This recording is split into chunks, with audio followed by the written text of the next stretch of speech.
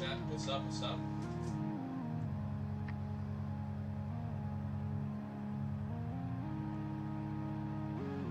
Hey chat. Hey chat. What's up? What's up?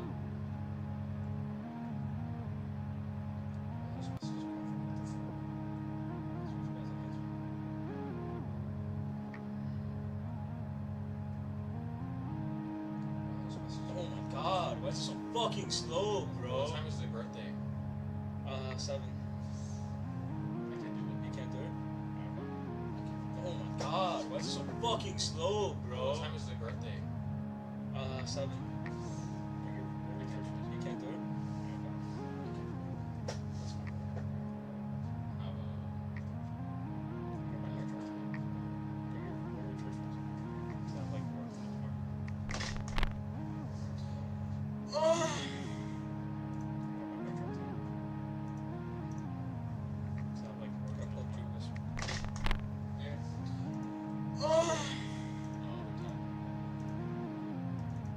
Oh, there it is.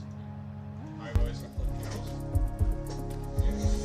This is South America, I think it is. Oh, there it is. Alright, boys. Wait. This is South America, I think it's. This is Europe, right? Italy, yeah. And a keg. Wait. It's Turkey. Turkey. It's Turkey. Outlets. Right. And a keg. My man! Turkey. Boys, we're back. Too fucking good at this fucking game, bro. This is a highlight. This is a stream Highlight reel. Oh, Miami! Yo! Listen, Back, bro. guys. Fucking good at this fucking game, bro. Wait, I have to get the highlight. This is a stream Highlight reel. Wait, you just have to look at this. Miami! Yo! Get it straight. Wait, this is Hialeah, bro. Southeast. Southeast. Wait, I can get this. I can get this. Look at the street. Wait, you just have to look at the street side. You Literally, you look can at get the it straight. Hold up. Yes. Southeast. Southeast. Let's get like, I want to get like a southeast. It's like down. It's like near downtown. Yes. Let's get like, I want to get like a.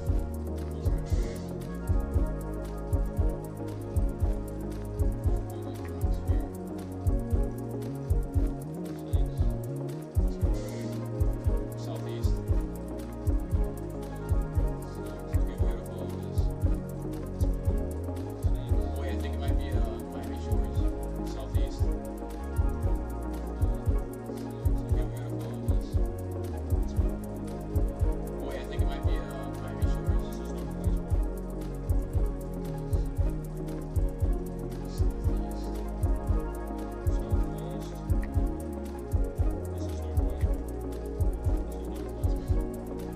Wait, southeast. No, this is southwest.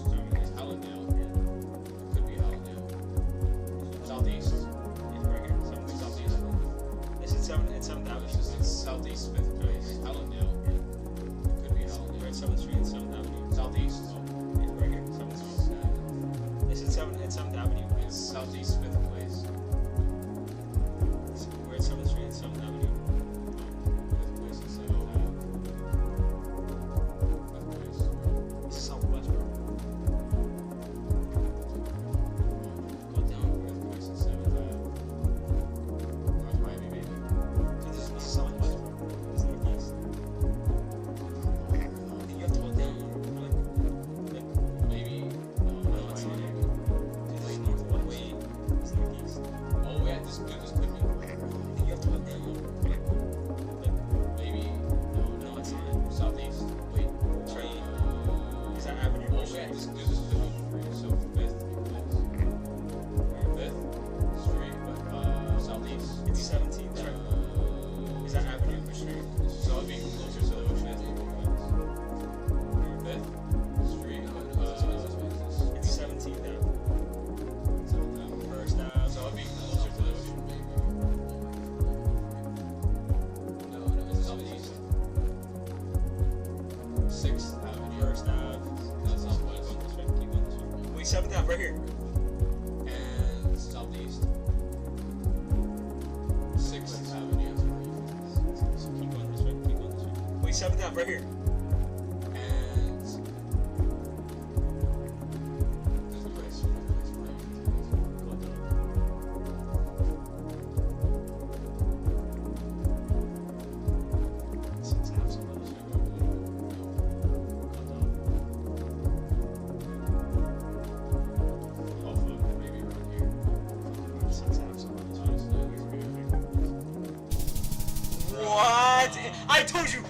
say it was Hialeah? You're right, you're right. Did I not say it was Hialeah? Honestly. Bro, I knew it was fucking Hialeah, bro. What? I told you. Did I not say it was Hialeah? You're right, you're right. Did I not say it was Hialeah?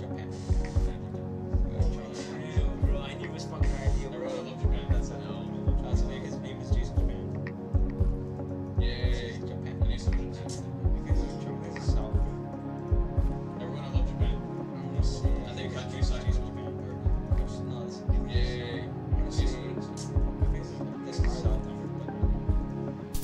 Fuck. I'm gonna say. I think countryside, man. No, we are. No, this. I want to say this island. You got those units. Fuck. It wasn't. Oh, No, we are. UK. Let's go. you got those units. Europe. England. UK. Fuck. Northern Ireland. Let's go. Okay, like right here, Wales. Dude, I think this looks Japanese. Northern Ireland. This looks Japanese. Let me see real. And it has a little holes. Dude, I think this looks Japanese to me. See that? This looks Japanese. Let me see real. And it has little holes. Zero. Everything. See that? Wait. Royster works for extras. Everything. Oh, this one. Royster works for extras. Yo! Yo! That's the Miami one. That's the Miami. Miami. It's Oh, I was like, it's a new best score. yeah, we gotta go to like Yo! the closest. Yo! That's the Miami one. That's the Miami. Miami's. Wait, Oh, I was like, it's a new best score. Yeah, we gotta go to like that closest 25. Wait, I think these are the same. This is Germany. This is Germany. They're the same ones. EU license plate. This is industrial.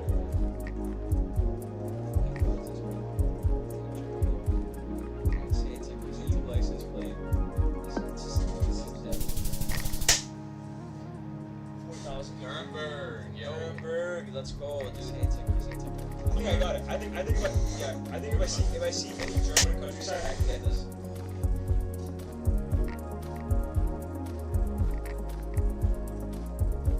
Australia, probably.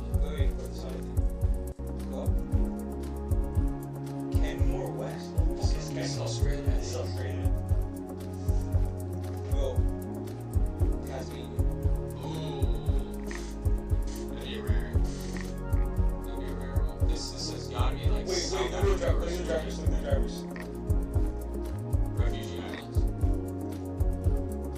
Oh shit. Maybe like on the south. Shad West Community, man. Shad West. Or New Zealand. This could be New Zealand. Let's take a shot. So this is. Wait, go back. It's on the left side, yeah. Or on the right side. Yeah, right side. This is gonna be New Zealand or Australia.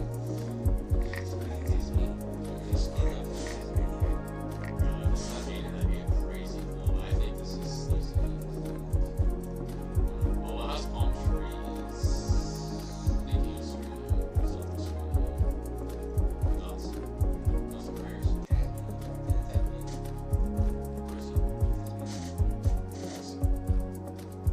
We'll put it, but I don't think maybe.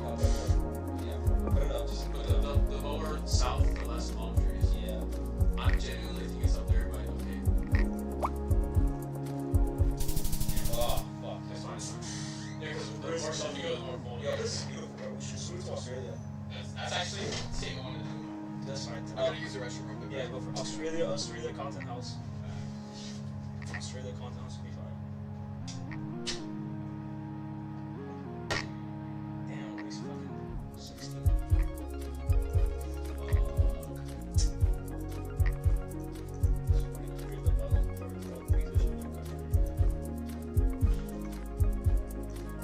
Thinking Southeast Asia. Let's go. Southeast Asia. Let's go Vietnam.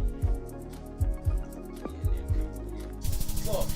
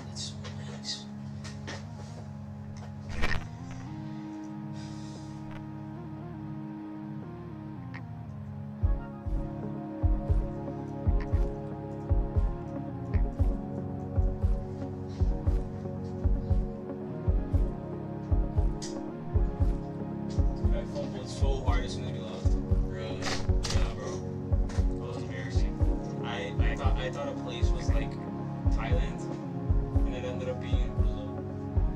Damn. Yeah, dude, I gotta see. Fumble of the century. Fumble of the century. Oh, we were restarting. Okay. Yeah, we were starting. United States. You think? Oh, shit, that's cool. What?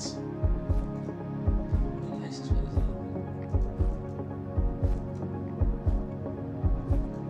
Cedar Lake. Oh, this looks like a Ministries. 6-year Lake Ministries. ministries. What the hell? Wait, is that license plate? Church and services. This license plate's weird. Maybe this is Canada though. Freak, bro. Yeah, it's Where do we see this? It's kind of southern, bro. Where do we see a license plate like this? Must be. I think, no, it's not Georgia. Well, this is where we learned something because this license plate is very common. I think it's Georgia. Yo, chill out. Zoom in around, look. Yo, what the fuck? Chat. Don't get the wrong Wait, idea. that's the difference. Is that a Florida license plate? It's giving a little Florida. That's a Florida license plate, like, on that car. Could these be like, this is South Lake? I think it's Georgia. Oh wait, could this be, Virginia, DC? I think it's DC.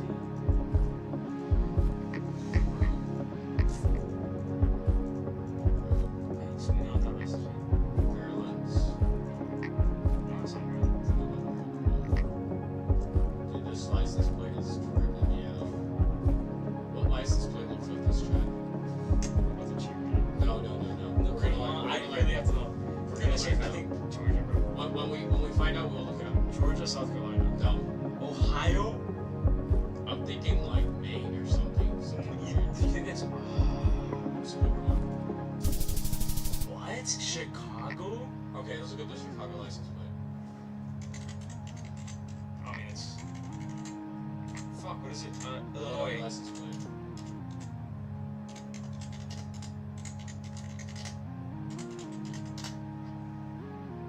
Oh, dog, what? Where's the blue on the It's the left? fucking blue on the left. Wait. It wasn't specifically Illinois. Hold up. I think it was like on the state line. Indiana. No. No. No. There's no way we fumbled that. Fuck Indiana. License plate. What? Oh Yeah. yes, it was this. Yeah. Okay, now we know. Now we know. Holy shit! Now we know. Okay, well that's the new Indiana meta. That's the Indiana medal. Well, we gotta learn the license plates. bro. And We this gotta was learn the other this. license plate that we said that was like in Florida. Yeah. Wait, move your head. I'm sorry. I'm gonna move this. real quick. Yeah, go for it. Indiana medal's crazy, bro. Alright, chat. We now know. We don't know. Yeah. Alright. Good old Europe. Oh. The Reichs. France, maybe. No. Oh. Wait. Poland. Belgium.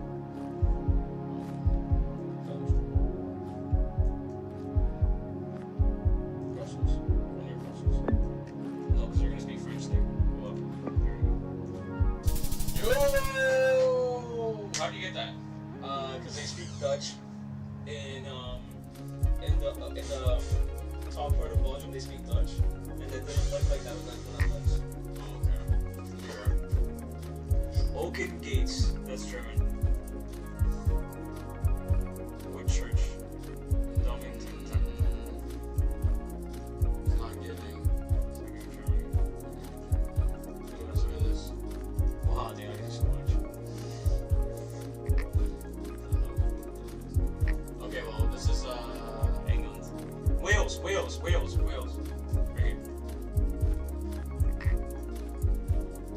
footy areas. Yo, how fucking golden am I? Wait, that's actually As soon as we got back, I locked in so hard. knowledge. Elite knowledge, bro. Japan.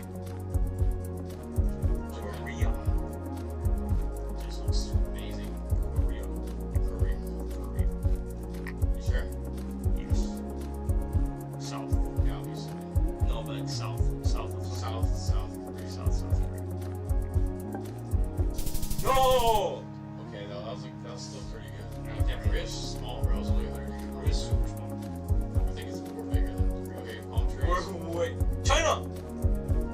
Australia. Oh wait, Wait, Africa. South Africa maybe. Wait, no. EU license. Wait, what? No. This is probably Cape Town. That's so nice. This could be. This could Yeah, be definitely Africa. Johannesburg, This is nice for Africa. Morocco, No, it's not Morocco. Johannes. Wait, that's an American stop sign. No, that's not America. It's not America. This is definitely not. Oh wait, could this be Canary? No.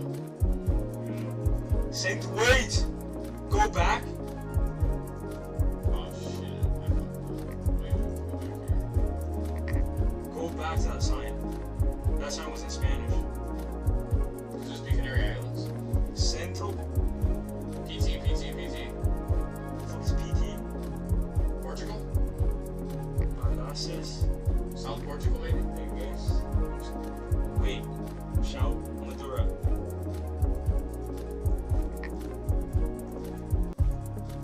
Okay, these are Euro planes, brother. Yeah, this is Portugal. Portugal. South. Whoa. Well, we got Portuguese. It was Lisbon, but nice play. Our foot's an African thing. Okay, we did pretty decent. We We'll did do better. We did better. What the fuck is this? Japan. This is Europe. France. Nice. Where in France? They forgot to blur that shit out. France. You know, near Switzerland. Near Switzerland. Oh, because mountains. Because of mountains. Fuck yeah, this. Okay. Oh, fuck. Stop. Oh, United States. United States. California. Yes. In Michael's name, you have California. Wait, turn back. Look how beautiful Turn China back. is. What flag is that? American flag. No. Green. No, this is America, brother. Yeah, no, it's America. I mean, this is But I'm trying to guess what state. Yeah. This is beautiful. That's like. That reminds me of LA, bro. I told you, brother. This is a peak. I'm gonna say Southern San Bernardino. San Bernardino is where? It's right here. In the valley, bro. San Bernardino. So you're the mountains. What a crazy shout! That's just crazy! Hold up. That's a clip. That's a Okay, clip. okay, We okay. cut that, bro. Holy shit. Laundry station. South Africa, South Asia. England. Philippines, right? Malaysia. Wait. They speak English in Malaysia or something. In the Philippines, they speak English. No, it's not one. No, dude, it's not the United States, bro. Not only South Africa. There's too much English. No, this is South Asia. Jason. Puerto Rico. No. Too much English. No, maybe it's Spanish. Dude, I'm thinking. Dude, it's They speak English in the Philippines. Yeah, but they speak the most Tagalog. Dude, look. Jason, not sell this card. Jason, This that's card is not Jason. a United States That's card. an American license plate. Dude, this is not real. I'm sorry. It's Sorry to break it to you, bro. Let's do this. Topaz Street, this way. Saturday, Sunday. Kilos. So this is Asia, bro. Yo. Look at that. I told you. This is Philippines. I just don't know where. Maybe this one. Dude, there's an American flag right here, bro. Sweat. This is Philippines. This is maybe. I think maybe. Dude, it's too much English. Yeah, they speak English there. They don't speak Tagalog. What is speak Malaysia? Could be. Wait, could be They this. speak Malaysian. Country like Philippines. Yes! What? I got it, boys. Philippines. Yeah, they speak Davao City. Holy They shit. speak English, yeah.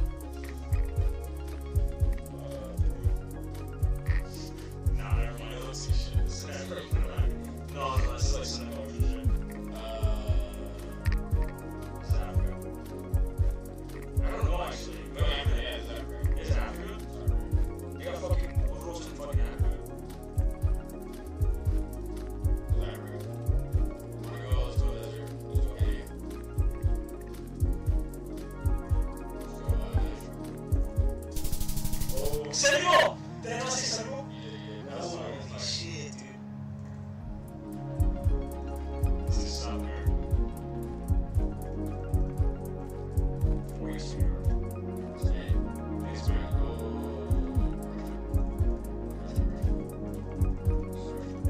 I'm not yet. It's too bad. I just do not know where Russia's going to Russia's master. Oh, not bad. Moscow, not bad. Yo, Russia looks like shit, bro. Yeah, hello there. Oh.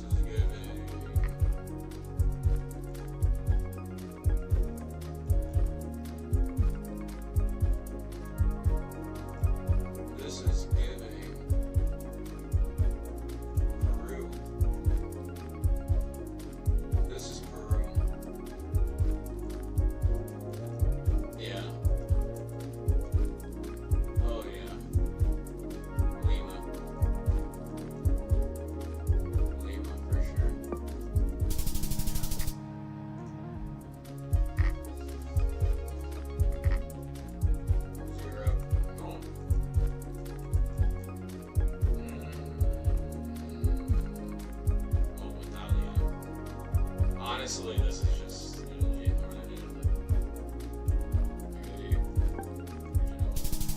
Not northern. I am an Italy noob. This could literally be anywhere in the world. What the fudge am I looking at right now?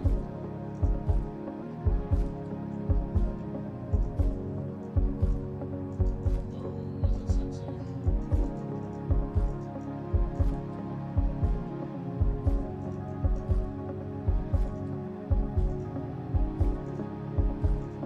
Could this be Canada, boys? Let's give it Canada. Near Great Lakes.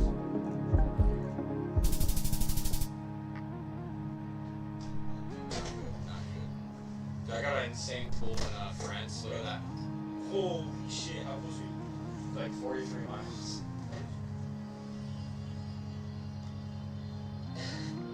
Guys,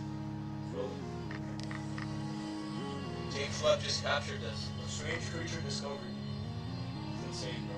I can't believe that, bro. That's real. Finally we get Proof insights. there's life on Mars. It's about damn time. Oh, also, Thank you, Richard. Love you. Even though I might not be able to go. I'll try. This America. is America. Wait. Ohio. You know what? Let's just do Ohio. I'm done guessing America at this point. Because America's so fucking hard. we're from America. That's why Marcos is to go. I know everything about Ohio. Underdeveloped, Latin America, Southeast Asia, India. No! Is that Arabic? Go back. Indonesia.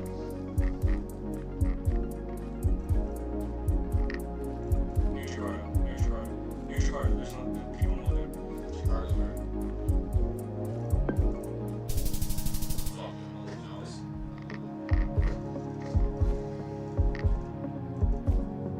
America. Yes, America. This looks like corporate architecture. Oh. Especially.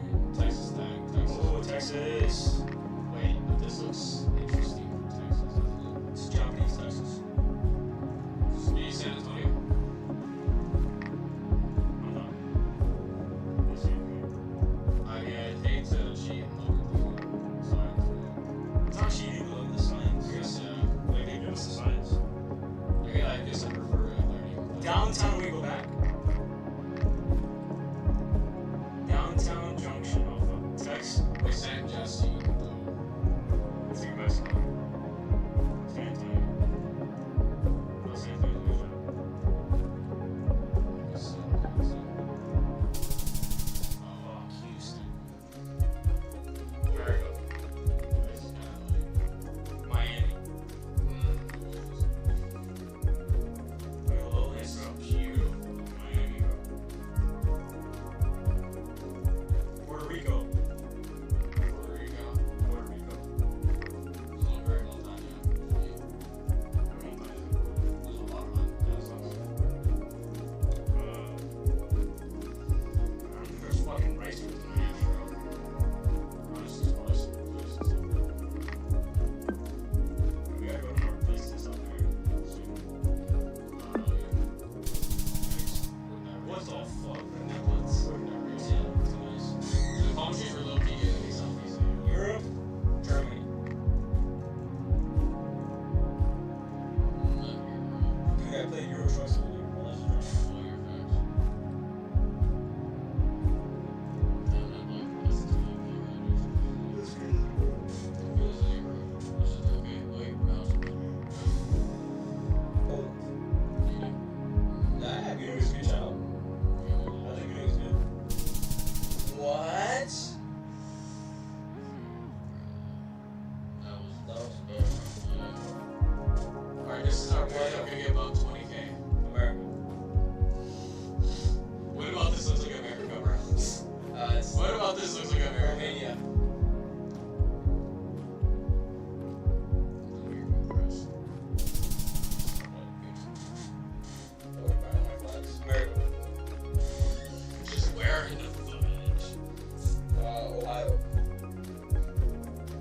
Honestly, guys, oh wait. You know, that's cool. That is very cool. That's just it. Wait. You know what? Oh my gosh. North Dakota made it home. Where is this? North Carolina, maybe? I think North Carolina. Sure. Pennsylvania. We respect all cultures. Besides some, maybe. You see, I don't look Indian. How much darker they're at the Caribbean? Guys, it's okay You looking see what I'm at it. saying? It's okay looking at it. I mean, Look at that. It's so much darker. Is it red? Not red. why does it be like this? Same shit.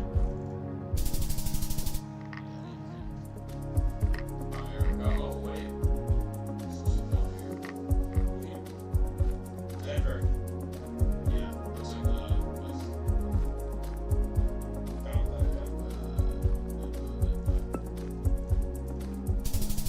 Ooh, 2.2 mile distance. Yeah, we could low-key get this one. This one. This is hard. This is impossible. Oh my god, this is literally. Who is going to guess this? Wait.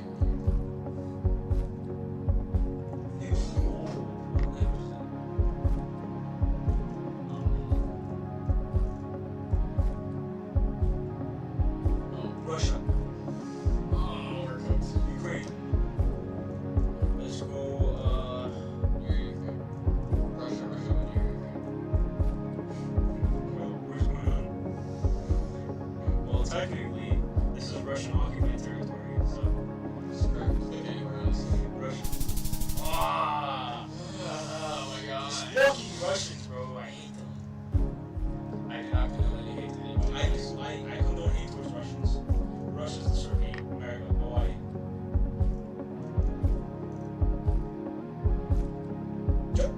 Taiwan. No, Japan. Japan. Yeah. Japan. Near, Hokkaido. I'm gonna be honest, bro. It's probably No.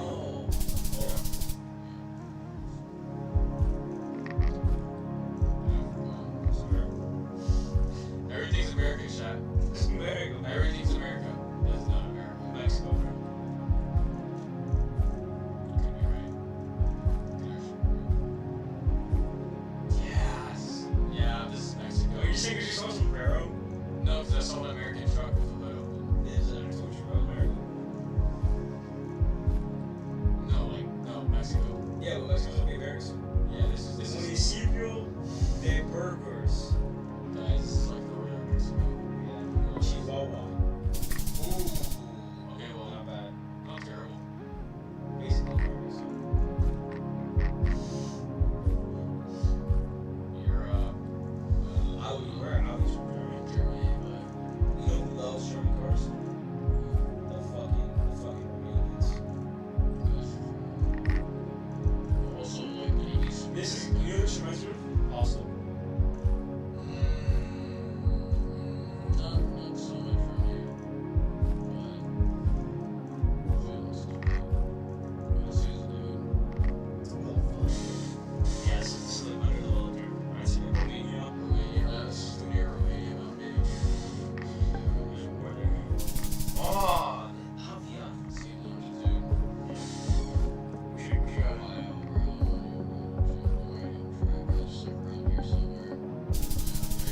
Like, do you guys expect me to really get that? It's the fucking same name, bro. That It all bummy looks so ass fucking- town? I'm sorry,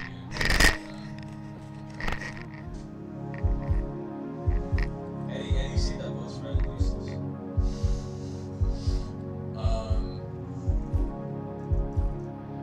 Wait, what? PL, Poland. I wish I knew, but... What?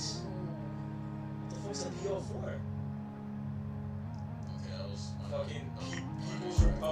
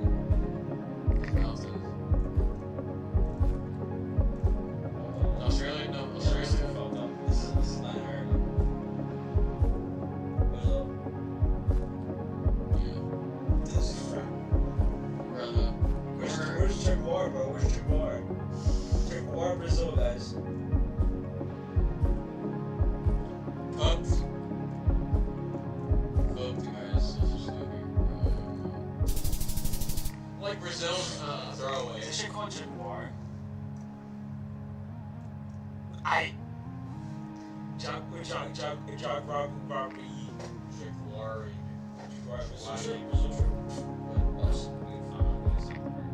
it's Brazil plus one. Only places in America I'm going are like Argentina. Patagonia. Beautiful. Part of Brazil's in Patagonia. Well, barely part of it. Right, maybe I'm wrong, Chad. Maybe I'm wrong. Yeah, I have an uncle in Sao Paulo. Oh. It's gonna ski. No.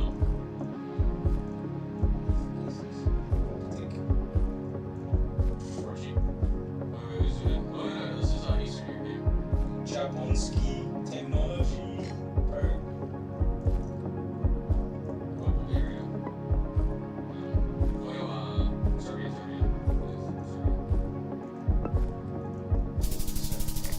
Poland. Guys, we learn languages. You guys don't know This is not Florida, it's Texas. Dude, this is the most, like, south, like, Southern American, yeah, thing ever. The fucking Holiday Inn Express, Holiday bro. Express with, like, the most palm trees in the world. And you got Whataburgers, not in Texas. like Chili's. Well, this is beautiful. This has to be next to a highway. Guys, It's like the part of Texas that's close to the south. Fucking CBS, bro. And CBS is like copy and pasted everywhere, bro. It's exactly the same. literally the same way. Who the fuck is it? No, in the south. Like you're Lucas.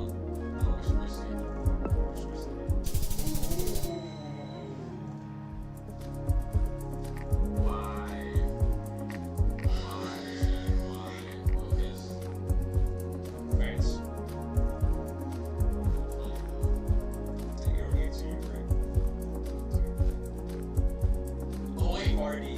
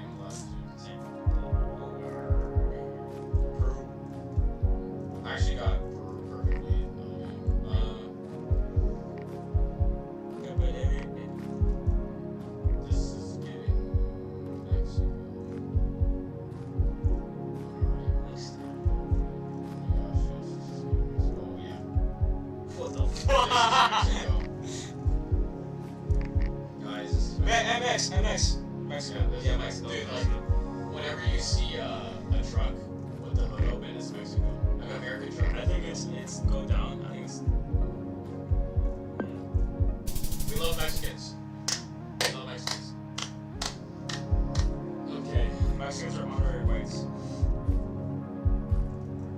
Where the fudge nuggets? Mexico. Oh, that's not Europe. Fuck. That's not a English. I mean, that's not a Spanish. Fucking just Greece. Soundless. This is Europe. France. France. Yeah, yeah. Right here. My fault, Chad. That was bad. United States, Philadelphia. Philadelphia Church, bro. I don't even care, bro. Okay. I thought you were Philadelphia. Alright. You got 20K out of last round. Alright, who do you want me to be playing? Just don't blow my account. No. Oh, we're on your account? Yes. We're on incognito though. Just do another incognito. Let's do this.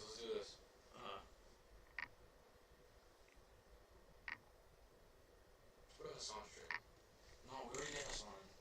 No, but like, we gotta milk Hassan streams. We already did Hassan. That's the joke. Who's like Hassan? Destiny. For the Destiny stream only. Let's put just Jubilee video. Jubilee. Fuck. Jubilee. Oh, and I'm just gonna be in the stream again.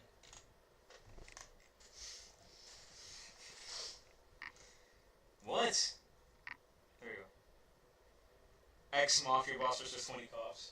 You worked hard to cross that finish line. Now it's time Actually, to. we're gonna do World War I all points. Actually, educate. 1914. The great powers of Europe are divided into two rival alliances, the Triple Entente, France, Britain, and Russia, united by fear and suspicion of Germany, Europe's new strongest power.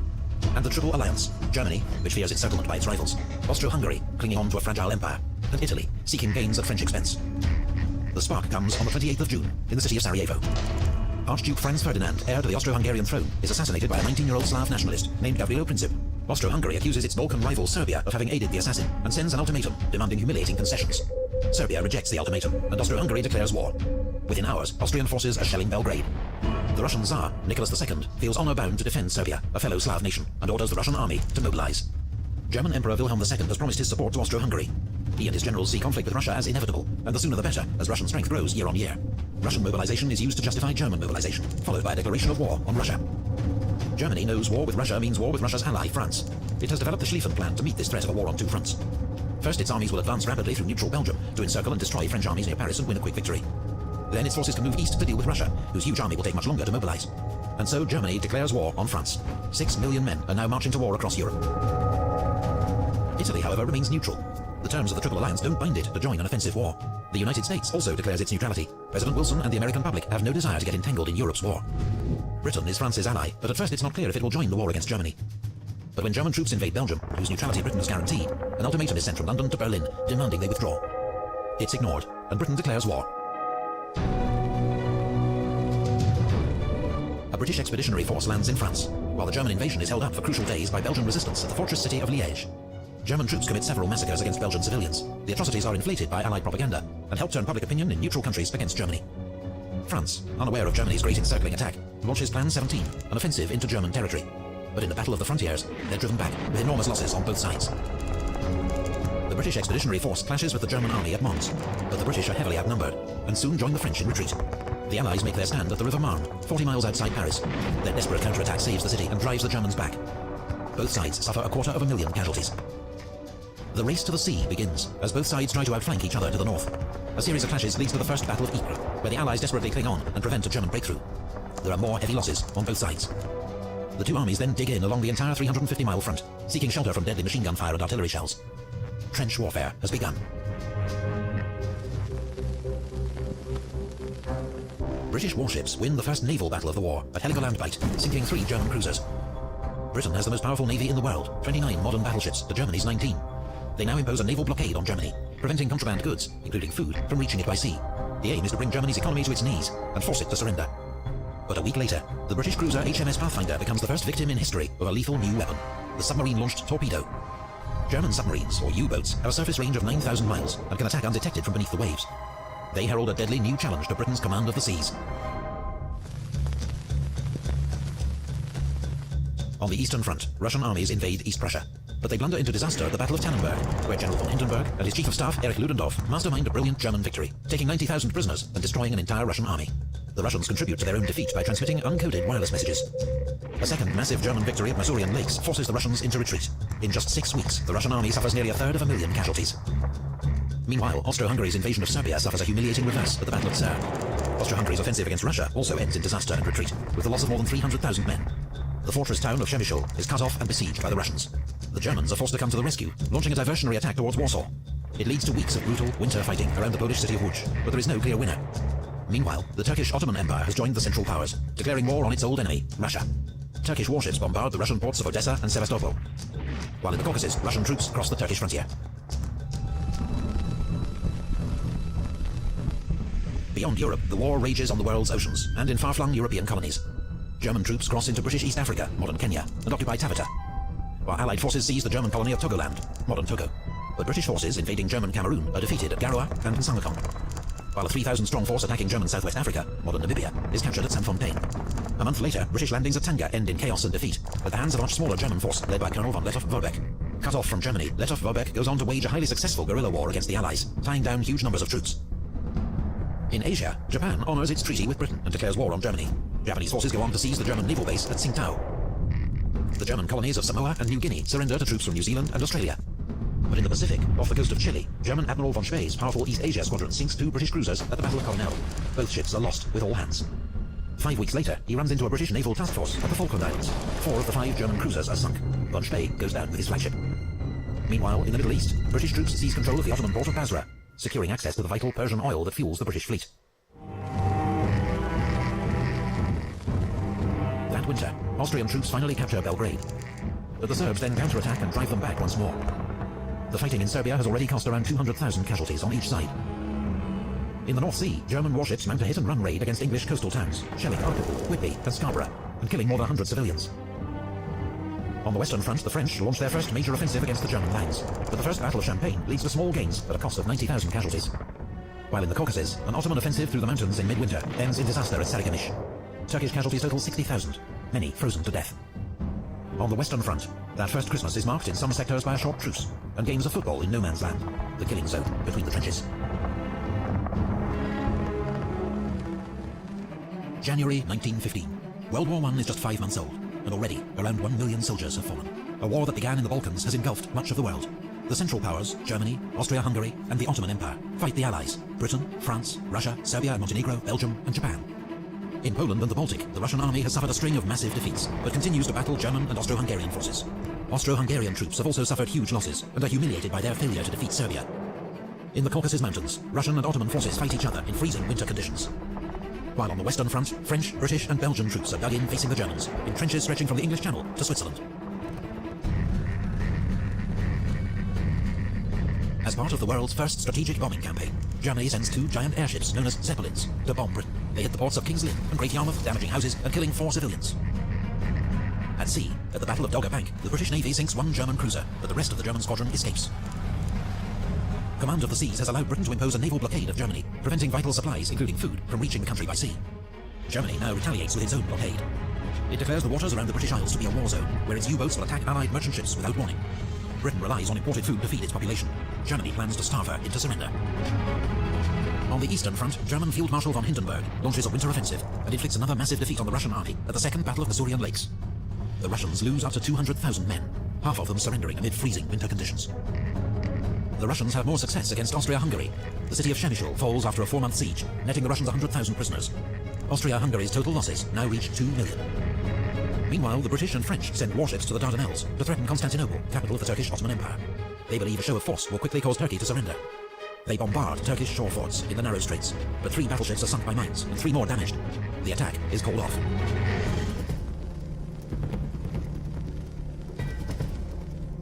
On the Western Front, the British attack at Neuve Chapelle, but the advance is soon halted by German barbed wire and machine guns. British and Indian units suffer 11,000 casualties, about a quarter of the attacking force. 6 weeks later, at the Second Battle of Ypres, the Germans attack with poison gas for the first time on the Western Front. A cloud of lethal chlorine forces Allied troops to abandon their trenches, but the Germans don't have enough reserves ready to exploit the advantage. Soldiers on both sides are quickly supplied with crude gas masks, as a chemical weapons arms race begins. The Allies land ground troops at Gallipoli, including men of the Australian and New Zealand Army Corps, the Anzacs. Their goal is to take out the shore forts that are preventing Allied warships reaching Constantinople. But they immediately meet fierce Turkish resistance and are pinned down close to the shore. The day before the landings, the Ottoman Empire begins the systematic deportation and murder of ethnic Armenians living within its borders. The Armenians are a long-persecuted ethnic and religious minority, suspected of supporting Turkey's enemies. Tens of thousands of men, women and children are transported to the Syrian desert and left to die. In all, more than 1 million Armenians perish. The Allies condemn the events as a crime against humanity and civilization and promise to hold the perpetrators criminally responsible. To this day, the Turkish government disputes the death toll and that these events constituted a genocide. This game, you're not ready for it.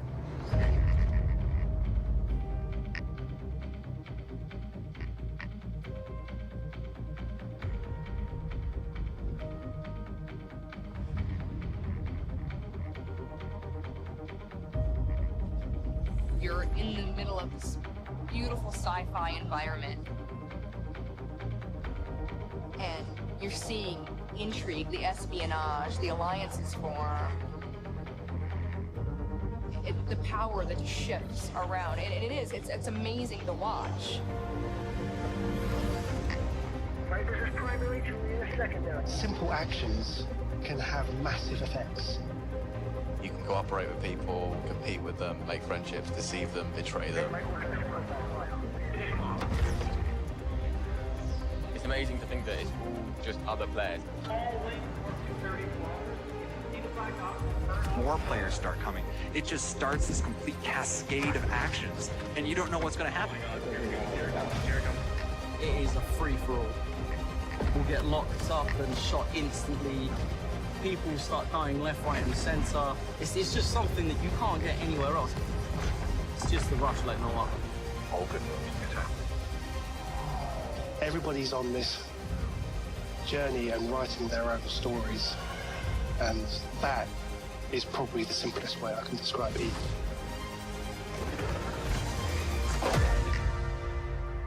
Things continue to change and evolve. It's awesome. I love it. Part of Eve.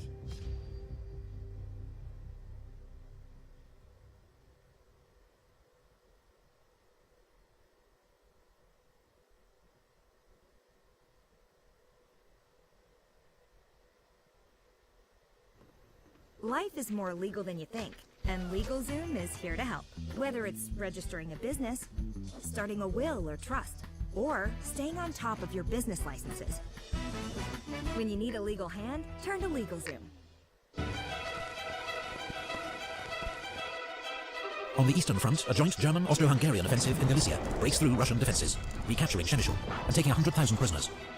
It is the beginning of a steady advance against Russian forces. At sea, the British passenger liner Lusitania, sailing from New York to Liverpool, is torpedoed by a German U-boat off the coast of Ireland without warning. 1,198 passengers and crew perish, including 128 Americans. US President Woodrow Wilson and the American public are outraged, but Germany insists the liner was a fair target as the British used her to carry military supplies. In May, the Allies launched the Second Battle of Artois in another effort to break through the German lines. The French make the main attack at Vimy Ridge, while the British launch supporting attacks at Aubert Ridge and Festubert. The Allies sustain 130,000 casualties, and advance just a few thousand yards. That summer, above the Western Front, the Fokker Eindecker helps Germany win control of the air. It's one of the first aircraft with a machine gun able to fire forward through its propeller, thanks to a new invention known as interrupter gear. Allied aircraft losses mount rapidly in what becomes known as the Fokker Scourge. Italy, swayed by British and French promises of territorial gains at Austria-Hungary's expense, joins the Allies, declaring war on Austria-Hungary and later the Ottoman Empire and Germany. The Italian army makes its first assault against Austro-Hungarian positions along the Isonzo River, but is repulsed with heavy losses. Meanwhile, the Allies face a crisis on the Eastern Front. The Russians have begun a general retreat, abandoning Poland. German troops enter Warsaw on the 5th of August. Tsar Nicholas II dismisses the Russian army's commander-in-chief, Grand Duke Nicholas, and takes personal command. It will prove disastrous for the Tsar, as he becomes more and more closely tied to Russian military defeat. At Gallipoli, the Allies land reinforcements at Suvla Bay, but neither they nor a series of fresh attacks by the Anzacs can break the deadlock. Conditions for both sides are terrible. Troops are tormented not only by the enemy, but by heat, flies, and sickness. In the Atlantic, a German U-boat sinks the liner SS Arabic. 44 are lost, including 3 Americans. In response to further US warnings, Germany ends all attacks on passenger ships. On the Western Front, the Allies mount their biggest offensive of the war so far, designed to smash through the front and take pressure off their beleaguered Russian ally. The French attack in the Third Battle of Artois and Second Battle of Champagne. The British, with the help of poison gas, attack at Loos. Despite initial gains, the attacks soon get bogged down, with enormous losses on all sides. Allied troops land at Salonika in Greece to open a new front against the Central Powers and bring aid to Serbia. But the Allies are too late. Bulgaria joins the Central Powers, and their joint offensive overruns Serbia in 2 months. That winter, the remnants of the Serbian army escape through the Albanian mountains. Their losses are horrific. By the end of the war, a third of Serbia's army has been killed, the highest proportion of any nation. Fierce fighting continues on the Italian front, as Italian troops launch the third and fourth battles of the Isonzo. Austro-Hungarian forces, though outnumbered, are dug in on the high ground, and impossible to dislodge. In the Middle East, a British advance on Baghdad is blocked by Turkish forces at the Battle of Ctesiphon, 25 miles south of the city. The British withdraw to Kut, where they are besieged. The Allies abandon the Gallipoli campaign. 83,000 troops are secretly evacuated without alerting Turkish forces. Not a man is lost. It's one of the best executed plans of the war. The campaign has cost both sides 250,000 casualties. 1915 is a bad year for the Allies. Enormous losses for no tangible gains. But there is no talk of peace. Instead, all sides prepare for even bigger offensives in 1916, with new tactics developed from earlier failures. All sides still believe a decisive battlefield victory is within grasp. World War I was supposed to have been a short and glorious war. But by 1916, a new kind of industrialized warfare had seen the death toll soar into the millions, with no end in sight. Naval blockades were beginning to cause shortages of food and fuel across Europe, while thousands of women had entered the workforce, replacing the men sent to fight in their millions. All sides were preparing for a long war. The war has raged for a year and a half as the Allies continue to battle the Central Powers, recently joined by Bulgaria. At sea, the British maintain their naval blockade of Germany, preventing the import of food and other vital raw materials. Germany has retaliated with a U-boat blockade of Britain, but has to limit its attacks to avoid provoking the neutral USA, whose citizens have already been caught in the crossfire. On the Western Front, French, British and Belgian troops are dug in opposite the Germans, both sides trapped in the bloody stalemate of trench warfare. On the Eastern Front, the Russians have ended their long retreat and stabilized the line, but their army has suffered huge losses. On the Italian front, Italian troops have launched a series of costly, unsuccessful attacks against strong Austro-Hungarian defences. While on the Balkan front, the Central Powers have overrun Serbia, whose army is forced to make a bitter retreat through the Albanian mountains. Now, on the 5th of January, Austro-Hungarian troops attack Montenegro. They are delayed at the Battle of Mojkovac, but 3 weeks later, Montenegro is forced to surrender. On the Caucasus front, the Russians launch a surprise winter offensive against Ottoman Turkish forces. 6 weeks later, Russian troops occupy the city of Erzurum. In April, they capture the Black Sea port of Trebizond. Meanwhile, the British transport 2 motorboats to Lake Tanganyika in Africa. They finally arrive after a 10,000-mile trip by sea and land, and help the British seize control of the strategic lake from local German forces. The same month, in German Cameroon, German troops besieged on Mora Mountain for 18 months finally surrender to the Allies. It marks the end of the Cameroon campaign.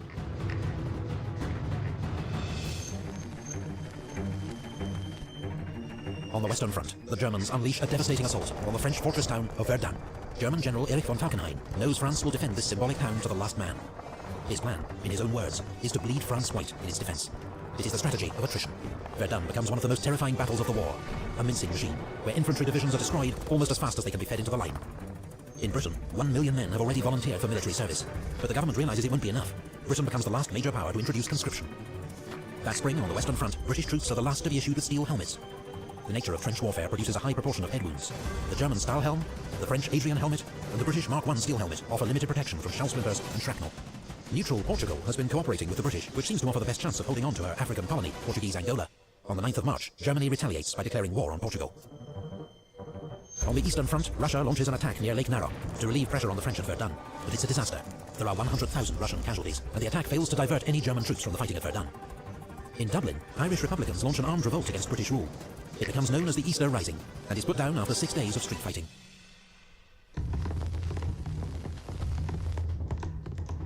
In the Middle East, after a 5-month siege, British forces at Kut surrender.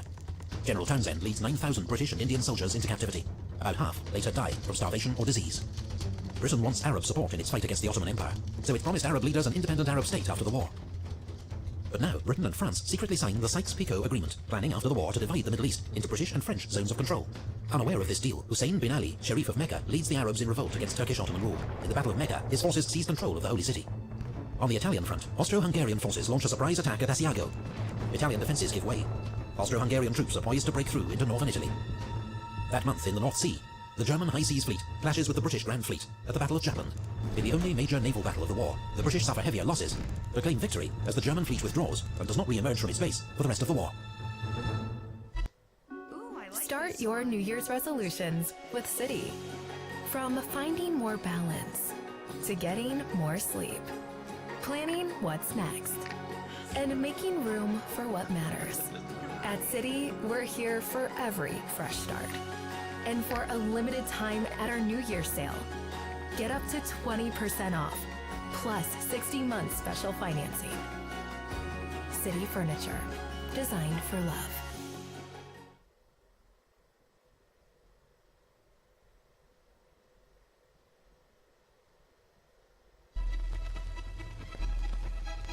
For the summer of 1916, the Allies have planned major simultaneous offensives against the Central Powers, from east and west. Now they are needed more than ever to relieve pressure on the French at Verdun and the Italians at Asiago. The Russians launch their attack first. On the eastern front, General Alexei Brusilov has carefully maintained the element of surprise. His troops break through the enemy lines, in some places advancing 60 miles and taking 200,000 prisoners. This brilliant, though costly, Russian attack achieves its aim, as the Central Powers are forced to redeploy troops from other fronts to shore up the line. At sea, British cruiser HMS Hampshire, en route to Russia, hits a mine and sinks off Orkney. Among the 650 dead is Britain's iconic Secretary of State for War, Lord Kitchener. 3 days later, in the Adriatic, Italian troopship Principe Umberto is sunk by a German submarine. It's the deadliest sinking of the war, with 1,900 lives lost. On the Western Front, Britain and France launch their major summer offensive, the Battle of the Somme. Hopes are high for a breakthrough, but the first day is a disaster. A long Allied artillery bombardment fails to knock out German defences, and waves of British infantry are cut down by machine gun fire as they advance into no man's land. In the space of a few hours, the British suffer 57,000 casualties, a third of them killed. It's the worst day in the history of the British Army. But more attacks are ordered, and the battle will rage for another 5 months. Encouraged by the Russian advance, Romania joins the Allies. But despite an initially successful advance into Transylvania, Romania quickly faces a counter-offensive from German, Bulgarian and Austro-Hungarian forces. The Allied force at Salonika tries to support Romania by launching their own offensive towards Monastir. With Serbian troops in the lead, there are small gains, but dogged Bulgarian resistance prevents a breakthrough. On the Western Front, General von Falkenhayn finally calls off the attack at Verdun. The French army has honoured their commander General Nivelle's promise, "Ils ne passeront pas," they shall not pass. But victory comes at a terrible price, 365,000 casualties. The Germans lose almost as many. Verdun remains one of the bloodiest battles in human history. For his defeat at Verdun, Falkenhayn is sacked, and Germany's heroes of the Eastern Front, von Hindenburg and Ludendorff, take command in the west. Meanwhile, the Battle of the Somme continues. Near the village of Flers, the British introduce a new weapon they hope can break the deadlock of the trenches. It is called the tank. But despite some small successes, the first tanks are too few in number and too prone to mechanical failure to make any real impact. On the Eastern Front, Russia's Brusilov offensive comes to an end. Casualty estimates vary wildly, but it's clear both sides have suffered catastrophic losses. Neither the Russian nor the Austro-Hungarian army ever fully recovers. On the Italian front, heavy fighting rages throughout the autumn, as Italian forces make repeated costly assaults against Austro-Hungarian positions along the Isonzo River. The Battle of the Somme comes to an end amid autumn rain and mud. The Allies have advanced 10 miles at the cost of 600,000 casualties. German losses are about 450,000. The Allies reassure themselves that this is a winning strategy, because at this rate, Germany will run out of men first. Meanwhile, disaster engulfs Romania, as the country is overrun by the Central Powers. Romanian forces suffer 250,000 casualties. The remnants of its army take position alongside the Russians on the Eastern Front. That winter, Franz Joseph, Emperor of Austria since 1848, dies. He is succeeded by Karl. In Britain, Prime Minister Herbert Asquith is forced from office, and succeeded by David Lloyd George, while General Joffre is replaced as French Commander-in-Chief by General Nivelle, who promises victory through bold, aggressive action. Amid the comings and goings, US President Woodrow Wilson's attempts to mediate a peace settlement come to nothing. Neither side is willing to make concessions. In 1916, World War I became a war of attrition. Both sides began to focus less on winning victory on the battlefield than grinding down the enemy and inflicting such enormous losses they would be forced to surrender. In 1917, the strategy will push Europe's major powers to the brink of collapse.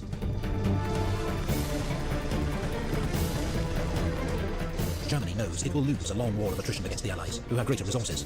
So its leaders gamble. They resume unrestricted submarine warfare, believing their U-boats can cut off Britain's food imports by sea and starve the country into surrender within 6 months. But the new shoot-on-sight tactics mean neutral American ships will inevitably be caught in the crossfire, risking America joining the war on the Allied side.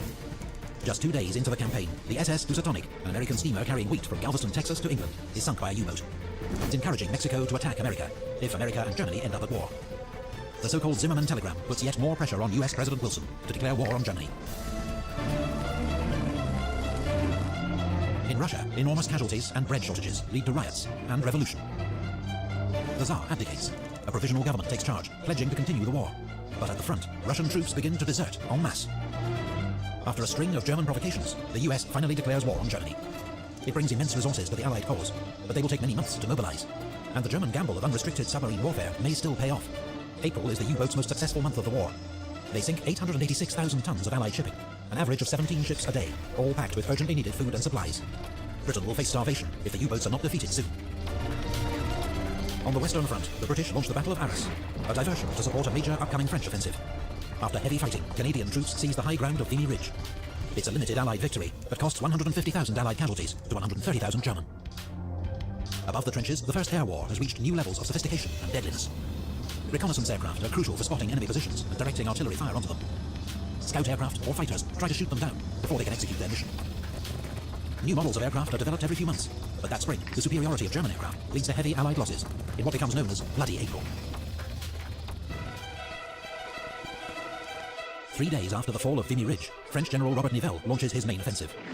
Expectations are high, but after initial success, the advance bogs down, and casualties quickly mount on both sides. The apparently senseless losses cause morale in the French army to collapse. Whole units mutiny, refusing to attack. General Nivelle is sacked as French commander-in-chief and replaced by General Pétain, hero of Verdun, who promises no more suicidal attacks. That summer, at Messines Ridge, the British tunnel under the German lines and detonate 19 enormous mines under the enemy position. It's the largest man-made explosion in history to date, and paves the way to a brilliant but highly local British victory. HBO Max is available on YouTube. Watch Emmy award-winning TV shows. Welcome to the pit. Get more of your favorites on HBO Max, Paramount Plus, AMC Plus, and more. Find must-see movies and TV on YouTube. In Greece, King Constantine, who has favoured neutrality, is forced to abdicate, and Greece joins the Allies. Russia's provisional government orders a new attack, but the July offensive is a disaster. The morale and discipline of the Russian army has collapsed. It can no longer be relied on to fight, and the Central Powers' counterattack is almost unopposed. At sea, the Allies begin to group their merchant ships into convoys, which sail under naval escort. The new system leads to a steady fall in losses. The tide is turning in the U-boat war. As discontent with the war grows in Germany, the German parliament, the Reichstag, passes a peace resolution, calling for a peace of understanding and reconciliation. It's ignored by the German High Command, which now effectively rules the country as a military dictatorship. In Belgium, the British launched their major offensive of 1917, the Third Battle of Ypres. It will be remembered as Passchendaele. Heavy shelling, rain and broken irrigation channels turn the battlefield into a sea of mud. In these impossible conditions, all hopes of a breakthrough soon fade. The attack is called off after 3 months, by which point the British have suffered 240,000 casualties, the Germans 200,000. On the Italian front, at the 11th Battle of the Isonzo, Italian and Austro-Hungarian forces batter each other into exhaustion. There are 150,000 Italian casualties, 100,000 Austro-Hungarian. That year, 1917, the list of Allied nations grows. Brazil, Liberia, China, and Siam all declare war on Germany as a result of German U-boat attacks, or to curry favour with the Allies. China will contribute many thousands of labourers working for the Allies in Europe, the Middle East, and Asia.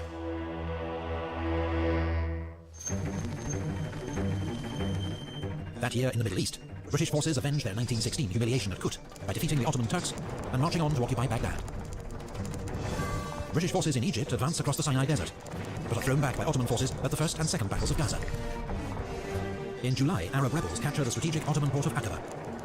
They are accompanied by a British military advisor, Captain T.E. Lawrence, better known as Lawrence of Arabia.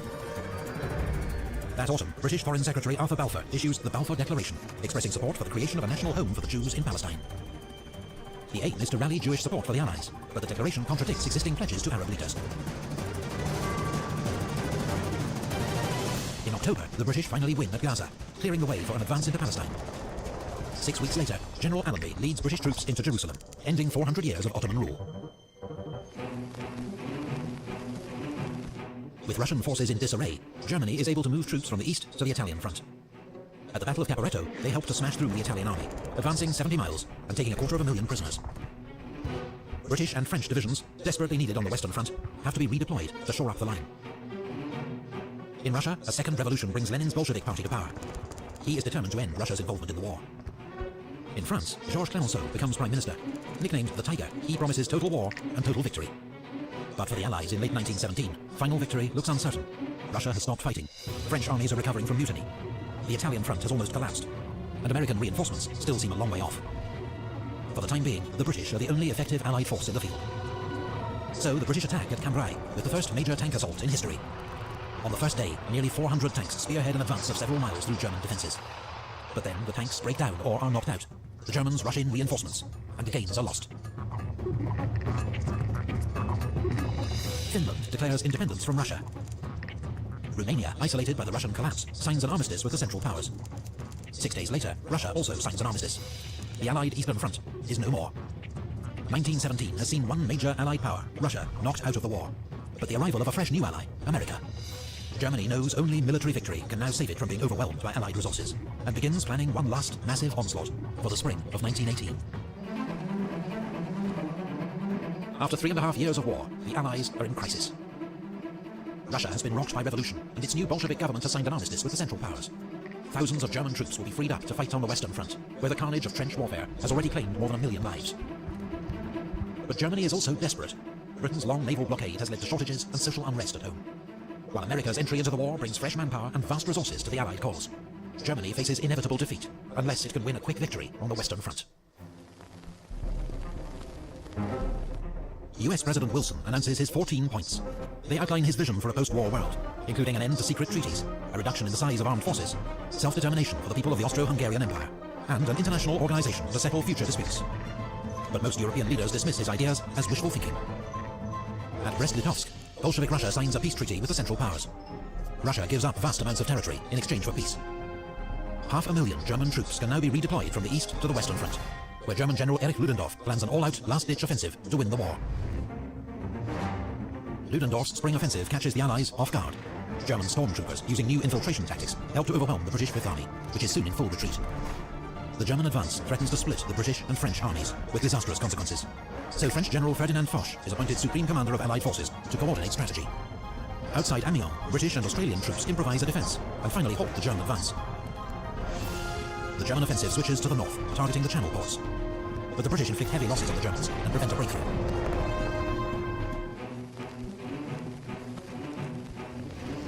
Above the trenches, the First Air War continues to escalate. Each side now has more than 3,000 aircraft in service on the Western Front, but by 1918 the Allies have won air superiority thanks to greater resources. On the 21st of April, Germany's most famous pilot, Manfred von Richthofen, the Red Baron, is shot down and killed near Amiens. With 80 victories, he's the war's highest-scoring ace, and is buried by the Allies with full military honours. Britain's new independent bombing force launches a daylight raid against Cologne. It marks the beginning of Britain's own strategic bombing campaign. On the ground, Ludendorff's offensive switches south, targeting the French. German troops advance 30 miles, but are halted at the River Marne, just as fresh American divisions enter the line. The US 1st Division is the first to see combat at the Battle of Cantigny. 3 days later, the US 2nd Division wins victory at the Battle of Belleau Wood. By now, there are nearly 1 million American soldiers in France, with 10,000 more arriving every day. The 4th phase of the German offensive leads to a 9-mile advance, but is finally halted by a French counterattack. In Italy, Austria-Hungary launches an attack at Asiago and the Piave River to support Ludendorff's offensive in France. But it's repulsed with heavy losses, and morale amongst the Austro-Hungarian army collapses. British and French troops land at Murmansk in northern Russia. It's the beginning of Allied intervention in Russia's civil war, on the side of so-called white or anti-Bolshevik forces. On the Western Front, the Germans' final attack is defeated in the Second Battle of the Marne. Ludendorff's offensive has cost the Germans more than 600,000 casualties, and has failed to make a decisive breakthrough. Germany's final gamble has failed.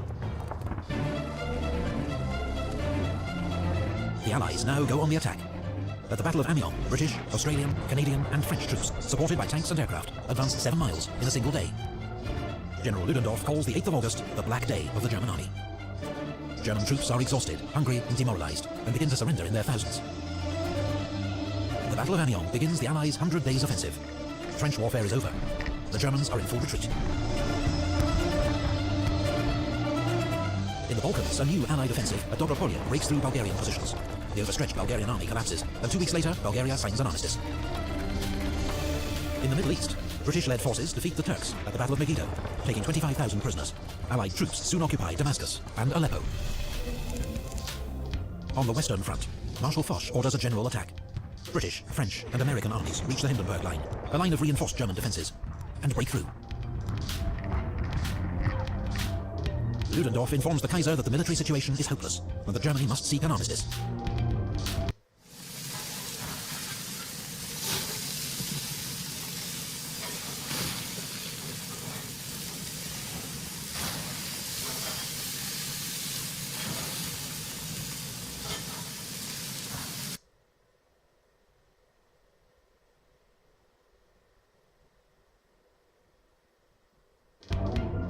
Germany sends a request to US President Woodrow Wilson, who in return demands German withdrawal from all occupied territory, and the Kaiser's abdication. On the Italian front, the Allies deliver the final blow to Austria-Hungary at the Battle of Vittorio Veneto. The Austro-Hungarian army disintegrates, and 300,000 prisoners are taken. With the Central Powers facing collapse, the Ottoman Empire signs an armistice with the Allies at Mudros. 4 days later, Austria-Hungary signs an armistice with the Allies at Villa Giusti. At Kiel, the German High Seas Fleet is ordered to make a suicidal attack on the British Navy, but instead it mutinies.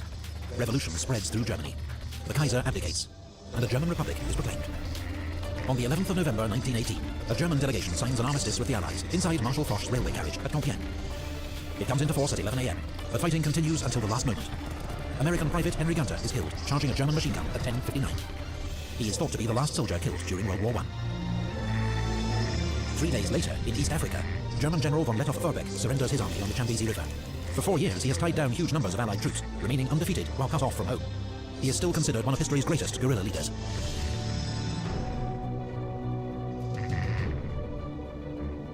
The Paris Peace Conference opens at the Palace of Versailles, just outside the French capital. Delegates accept a proposal to create a League of Nations to settle future international disputes. The Versailles Treaty, signed in June, imposes harsh terms on Germany. Its military is restricted in size. It must pay war reparations to the Allies. It loses territory to its neighbours.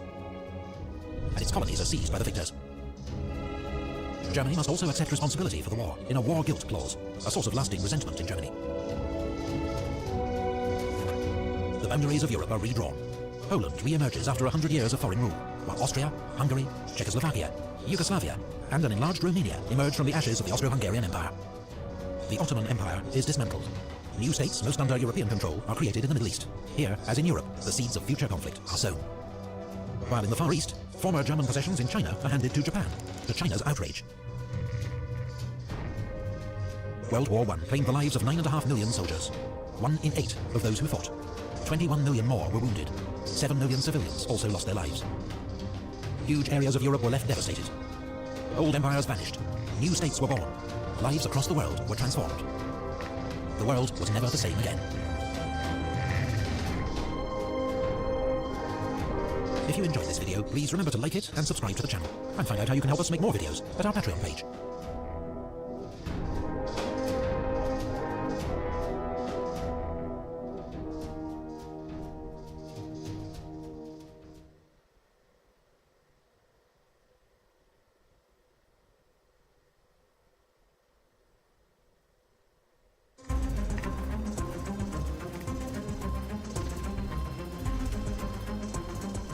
October 1813. Napoleon Bonaparte faced his greatest crisis since becoming Emperor of the French 9 years before.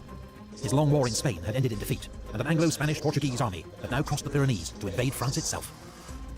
In Germany, the Kingdom of Bavaria had switched sides and joined the Sixth Coalition against France. While in Saxony, Napoleon faced 4 armies converging on him from all directions. What's more, these were not the same bunglers he'd crushed in 1805 and 6 at Austerlitz and Jena. Prussia, Austria and Russia had all learned from their mistakes. They were now better organized, trained and led, and more wary of Napoleon. The largest coalition force was the Army of Bohemia, commanded by Austrian Field Marshal the Prince of Schwarzenberg. His was a huge mixed Austrian-Russian-Prussian army of 194,000 men and 790 guns. To the north, Blücher's Army of Silesia and the Army of the North under Napoleon's ex-Marshal Bernadotte, now Crown Prince of Sweden. Together, 130,000 men and 536 guns. To the southeast, General Bennigsen's Army of Poland, besieging Dresden. Another 34,000 men and 135 guns. In total, the coalition had fielded 360,000 men and 1,500 guns, with Russia supplying the bulk of the troops. One unique addition to Bernadotte's Army of the North was a single troop of British rocket artillery, an experimental weapon system based on the Congreve rocket, type C here in 1830.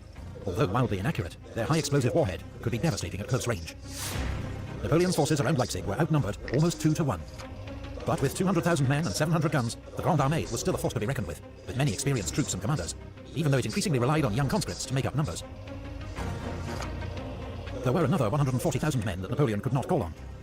General Rapp's 10th Corps besieged in Danzig, Marshal Saint-Cyr's 1st Corps besieged in Dresden, Marshal Davout's 13th Corps holding Hamburg, as well as several smaller besieged garrisons across Germany and Poland.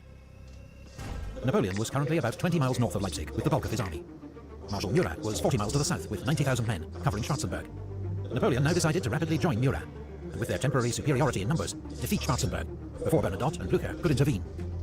Murat had orders to conduct a fighting withdrawal northwards. But at Liebertwolkwitz, he was drawn into major combat with the enemy's advance guard. Around 12,000 horsemen fought what some have described as the largest cavalry battle in Europe's history.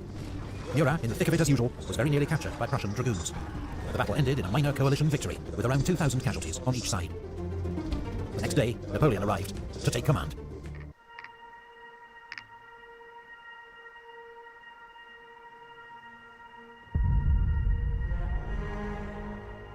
By the 16th of October, Napoleon had concentrated most of his forces south of Leipzig. Field Marshal Schwarzenberg, meanwhile, against Russian advice, had deployed his army on either side of the Pleißer River, which would hinder his movements throughout the battle. Napoleon had entrusted the northern sector to Marshal Ney, with orders to keep an eye out for Blücher and Bernadotte. But Napoleon didn't expect them for at least another day, and so Ney had orders to transfer most of his troops south for the attack on Schwarzenberg. Schwarzenberg, however, knew that Blücher and Bernadotte were closer than Napoleon suspected, and that Bennigsen was also marching up from Dresden. This was the moment the coalition had been waiting for, all their armies converging on Napoleon, with overwhelming superiority in numbers. However, the coalition's headquarters were nothing like Napoleon's, where one man's will decided all. Schwarzenberg had to attempt to coordinate the actions of 3 large armies from 3 separate states. And although he was commander-in-chief, his plans still needed to be approved by Emperor Alexander, the supreme commander, whilst he also managed relations with the King of Prussia and the Emperor of Austria, all of whom were present at his headquarters. The plan finally agreed was for General Wittgenstein's corps group to lead an attack in 4 main columns, with 2 Austrian flanking attacks west of the Pleißer. At 8 a.m., a bombardment began along the line, as Russian, Austrian, and Prussian infantry regiments advanced across cold, muddy fields. Wachau soon fell to Russian infantry, but French artillery fire made it impossible then to advance further. Victor's Second Corps then counterattacked, retaking the village at bayonet point. Wachau would change hands twice more that morning. These bloody contests for small Saxon villages would come to typify the fighting around Leipzig. At Markkleeberg, Kleist's Prussian Second Corps drove out the Polish defenders after bitter fighting, while on the left bank of the Pleißer, Merveldt's Austrian Second Corps struggled across broken ground to attack well-defended villages. Their assault on Konowitz stalled, but with heavy losses, the Austrians got a toehold in Dönitz. On the right flank, around 10 a.m., Klenau's Fourth Corps occupied the high ground of the Kolmberg and fought its way into Liebertwolkwitz. Napoleon, observing from Gallows Hill, ordered up Augereau's 9th Corps and the Young Guard in support. Macdonald's 11th Corps was now also arriving in position on his left. His troops retook the Kolmberg and counterattacked Liebertwolkwitz, driving out the Austrians and pursuing them over the fields beyond. The advance was only halted when Russian Cossacks were sighted on their open left flank, a warning that Bennigsen's army was not far off. The coalition offensive was going nowhere, with most of its modest gains lost to French counterattacks. But there was one sector where the coalition had more success that morning. General Goulay's Austrian Third Corps, with orders to threaten Napoleon's line of retreat, advanced over marshy ground towards Lindenau. Ney had to divert Bertrand's Fourth Corps to reinforce the village and ensure the road to France was kept open. Napoleon was waiting for Ney's reinforcements before launching his attack on Schwarzenberg, but now Fourth Corps was tied down at Lindenau, and there was more bad news from Ney. Blücher's army of Silesia was approaching from the northwest. Marmont's Sixth Corps had to turn about to keep the Prussians at bay. Heavy fighting broke out around Möckern, the village itself held by elite French Marines, while Dąbrowski's Polish division clung on to Wiedrich under attack from an entire Russian corps. This was a nasty surprise for Napoleon, who thought Blücher was still a day's march away. But the old Prussian general, hearing cannon fire to the south, had urged his men on and into the attack. Blücher intended to draw as many French troops onto himself as possible to assist Schwarzenberg's army of Bohemia. His actions and the bloody fight for Möckern may just have saved the coalition from defeat.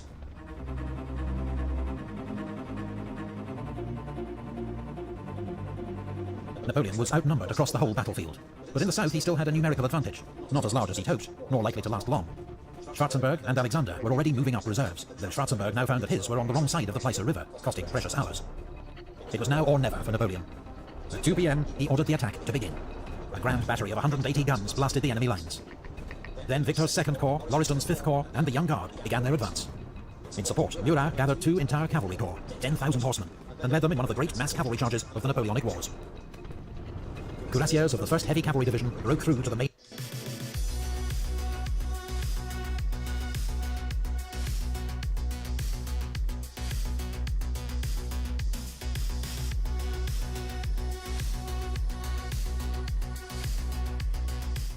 I open my Winn-Dixie Rewards app and boom! Deals for Derek, like BOGOs are my go-tos. So I doubled up on my favorite things and hit less of that cash register ka-ching. Shop, earn, save with Winn-Dixie Rewards. Rewards account required, see app for details. ...in enemy battery. Some even nearly reached the 3 coalition monarchs, but the ground was marshy and broken by fences and ditches. the French forces were soon exhausted and the squadrons disordered. Austrian cuirassiers and Russian Guard cavalry were coming up from the south. When these fresh Allied cavalry reserves charged the French, a great melee ensued, but the French were eventually driven back to their start line. Maison's division of the 5th Corps was involved in a desperate struggle for Golden-Gossa. The fighting swept back and forth through the village, the streets filling with dead and wounded from both sides. But as Russian and Prussian Guard regiments arrived to reinforce the village, the French were forced to fall back. Around 4 p.m, the Austrian Reserve Corps finally arrived and renewed the assault on Markkleeberg, one of the morning's objectives, which was finally secured. By 5 p.m, it was clear that Napoleon didn't have enough reserves to force a decisive outcome in the south. To the north, Meukern was being stubbornly held by French Marines with lethal close-range artillery support. But despite terrible losses, York's Prussian Corps continued to attack. Marshal Marmont himself was wounded twice, but remained in command.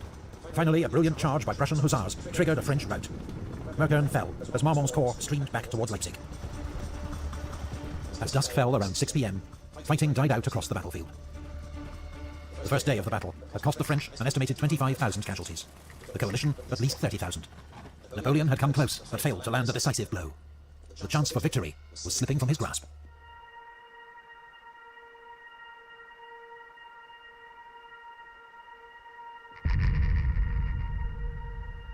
Sunday the 17th of October brought a lull, with both armies exhausted by the previous day's fighting. Napoleon needed to rest his troops and resupply them with ammunition, which was running dangerously low. He also sent a message to his father-in-law, Emperor Francis I, suggesting an armistice and finally offering concessions. But the Allies were no longer interested. They knew time was on their side. The only major combat that day occurred in the north, where Blücher continued to attack. Russian infantry stormed Eutrich and Gorlice. Russian hussars charged and routed part of Arrighi's 3rd Cavalry Corps. That day, Napoleon received 14,000 reinforcements when Reynier's French Saxon 7th Corps arrived from the northeast. But the same day, the coalition received more than 100,000 reinforcements, as their armies continued to converge on Leipzig. Colloredo's Austrian 1st Corps, Bennigsen's Army of Poland, and Bernadotte's Army of the North, though the latter was widely criticized for his leisurely march to the battlefield. The next day, Napoleon would face odds of nearly 2 to 1. It was time for the Emperor to begin planning his retreat.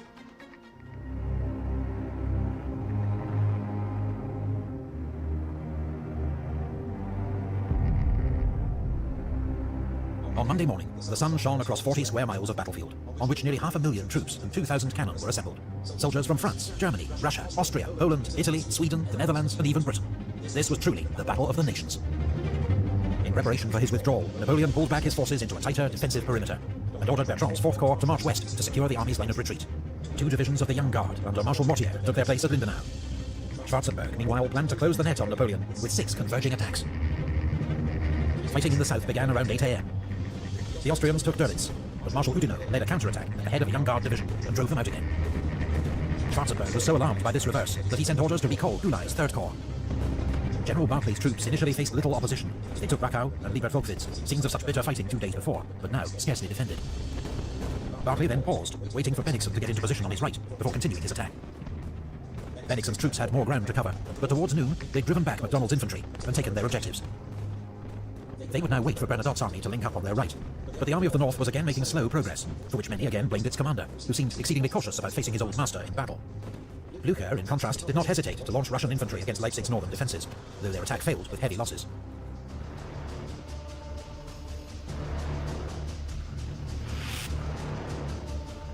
By 2 p.m, Napoleon was hard-pressed on all fronts, but holding his own. His attention was now focused on Probstheide, key to his southern front, under attack from Kleist's Prussian 2nd Corps. French troops had turned the village into a fortress and inflicted terrible losses on the advancing Prussians. Probstheide was soon engulfed in smoke and fire as fighting raged on all sides. Some Prussian regiments lost half their men attacking the village, while 3 French generals were killed as they organized its defense. Napoleon even sent in Friant's division of the Guard to reinforce the position.